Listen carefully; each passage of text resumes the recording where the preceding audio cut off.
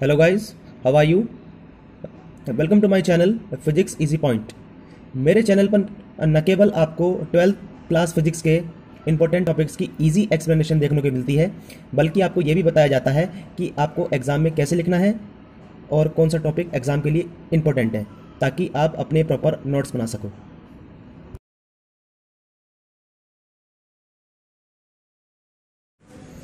Hello guys, आज हम discuss करने वाले हैं चैप्टर 2 के पहले टॉपिक के बारे में। कल की वीडियो की क्वालिटी ख़राब होने की वजह से मैं इसको दोबारा शूट कर रहा हूँ।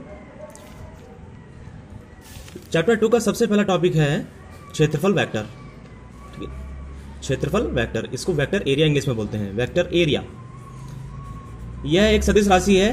It is a vector quantity which have even direction and magnitude both, जिसके पास परिणाम के साथ साथ, परिणाम मीन्स मान, ठीक है, या वैल्यू, परिणाम के साथ साथ उसकी दिशा भी होती है। ओके, ठीक है। अब इसको जरा आप एग्जाम्पल के तौर पर समझिए।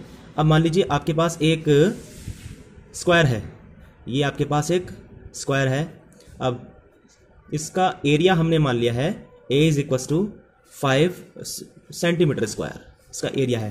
तो ये तो उसका मान हो गया, क्योंकि जब ये एक स्क्वायर है तो कुछ ना कुछ तो एरिया इसका होगा। लेकिन अब इसकी डायरेक्शन को कैसे डिनोट करें, इसकी डायरेक्शन, तो हमने लिखा है क्षेत्रफल की दिशा क्षेत्रफल पर बाहर की ओर खींचे गए लंबवत के द्वारा निर्धारित की जाती है।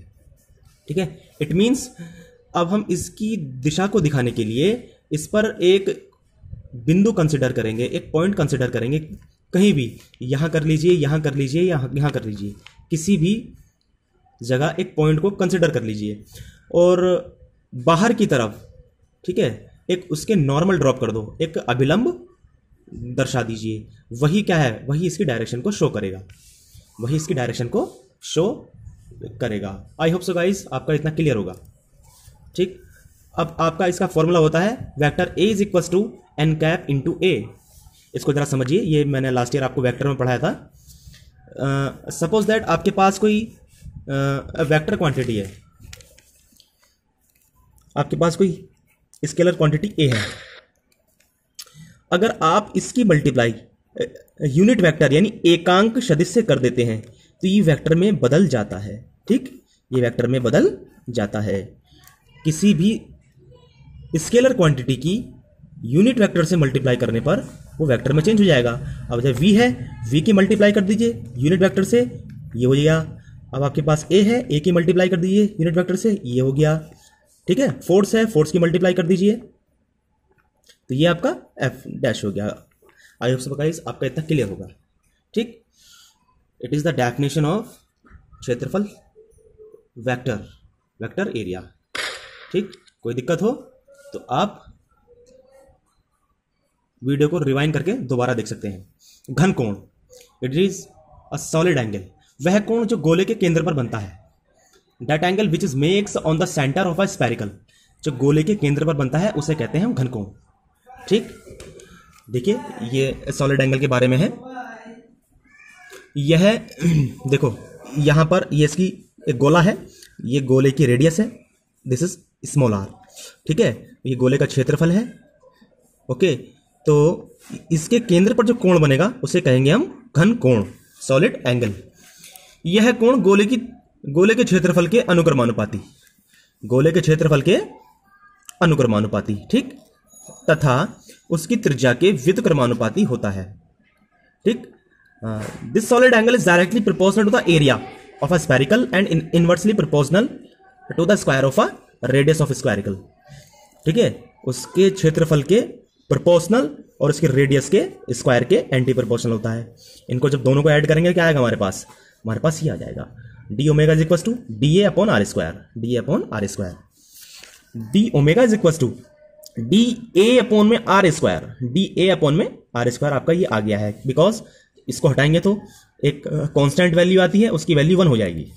ओके, अब यहां पर मैंने, ठीक है, ये आपका आ गया है, मैंने यहां पर n से मल्टीप्लाई कर दिया है।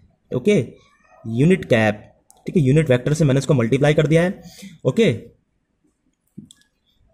क्यों किया है? क्योंकि यूनिट वेक्टर की जो वैल्यू होती है 1 होती है, उससे कोई फर्क नहीं पड़ता है। ओके, अगर इसकी वैल्यू यहां 1 है, ठीक, इसकी हमने मल्टीप्लाई कर दिया इससे, अब क्या होगा देखो, ए डॉट बी ये होता है A B cos theta, dot product अदिश गुणन बिलोंग करता है किसको? कॉस थीटा को बिलोंग करता है, क्रॉस प्रोडक्ट बिलोंग करता है साइन थीटा को। ओके, ए डॉट बी, तो A B cos theta upon are square आपका ऐसे चल रहा है। आप जानते हैं एन कैप की वैल्यू 1 होती है, मैंने अभी बताया है। एन कैप की वैल्यू 1 पुट कर यहां पर, तो ये आपका फॉर्मूला आ गया। आई होप सो गाइस आपका इतना क्लियर होगा। ठीक, next, for a complete spherical, अगर इस पूरे गोले के लिए सॉलिड एंगल यहां से भी, यहां से कितना सॉलिड एंगल यहां पर बनेगा? फॉर अ कंप्लीट स्फेरिकल, संपूर्ण गोले के लिए, it is the value A upon are square.